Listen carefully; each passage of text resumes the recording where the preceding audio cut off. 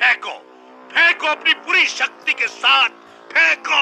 ध्रुव राठी का नाम सुना होगा आपने, बहुत अच्छे फेमस मशहूर आदमी है। मैं भी उनके क्लिप देखता हूं, बहुत इंफॉर्मेटिव होते हैं, बहुत जानदार, शानदार, मजेदार और बहुत फायदे की चीजें होती हैं। लेकिन ध्रुव राठी साहब ने एक गड़बड़ करना शुरू कर दी है, खुदा के वजूद का इंकार। मेरी राय में कोई भगवान, कोई अल्लाह, कोई गॉड एग्जिस्ट नहीं करता।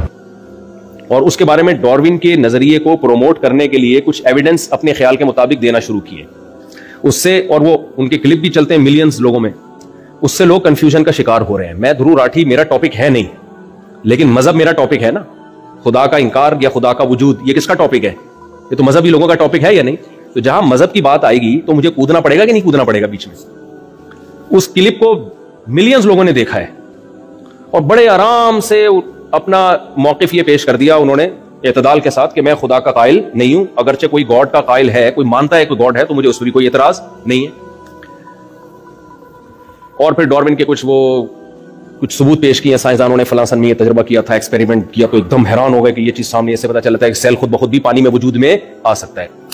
याद रखो, ये जो एथियस लोग हैं या एथियस के नजरियात से मुतासिर होने वाले लोग हैं, जब ये डार्विन की बात पे आते हैं, मैं कसम उठा के कह सकता हूं कि यहां ये डंडी बहुत मारते हैं। या तो इनको पूरी तहकीक नहीं होती, या तहकीक में जानकर गलती कर रहे होते हैं, क्योंकि इन्होंने ये फर्ज कर लिया है कि खुदा को अपनी डिक्शनरी से हर कीमत पे निकाल के ही छोड़ना है हमने। जब आप एक चीज फर्ज कर लेते हो ना, तो फिर उसके लिए घुमाते हो आप ताने बाने, बहुत घुमाते हो दाएं बाएं। शराबी ने जब फर्ज कर लिया कि शराब अच्छी चीज है, तो वो उस पर बीसियों दलाइल लेगा।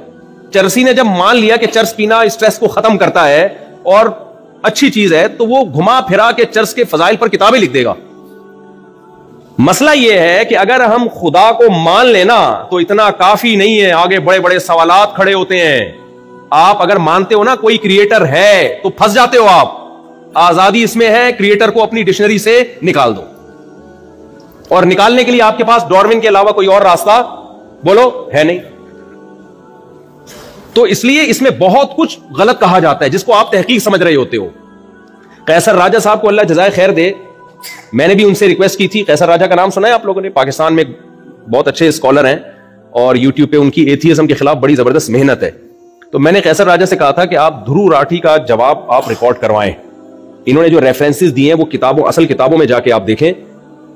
रिक्वेस्ट की थी मैंने, और भी लोगों ने रिक्वेस्ट की, तो उन्होंने इसका एक बड़ा शानदार जवाब रिकॉर्ड करवाया है और बताया कि वो रेफरेंसेस ठीक नहीं है। और उसमें अगर आप पूरा पेज पढ़ेंगे तो बात कुछ और है। भाई ये हो नहीं सकता कि खुदा ना हो, ये कोई ऐसी चीज नहीं है कि आप कहें कि इसमें दो राय हो सकती है, गॉड है या नहीं है। मुझे एक बात बताओ, चेंजर के बगैर चेंजिंग मुमकिन है इस कायनात में? ये तो फिजिक्स का लॉ है, किसी मौलवी का लॉ थोड़ी है, किसी पंडित का, किसी पादरी का, सरदार जी का या किसी मुफ्ती का लॉ थोड़ी है। ये तो न्यूटन का लॉ है कि इस कायनात में कोई चीज चल रही है। ये तो हमने 9th क्लास में पढ़ा था। अब तो मैं देसी स्टाइल में बयान करता हूं इस लॉ को, पूरे अल्फाज भी याद नहीं है। कोई चीज चल रही है तो जब तक कोई रोकने वाली फोर्स नहीं होगी, क्या वो रुकेगी? वो चलती रहेगी। और जो रुकी भी है, जब तक उसको उसमें मूवमेंट पैदा करने वाली कोई चीज ना हो, तो वो हमेशा क्या रहेगी?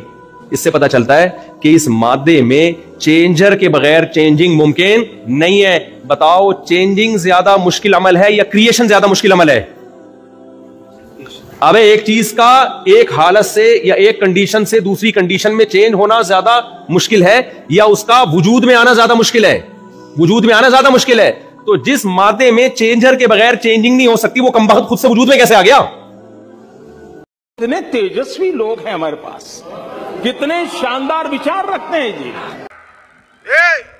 सफेद कपड़ा, ओ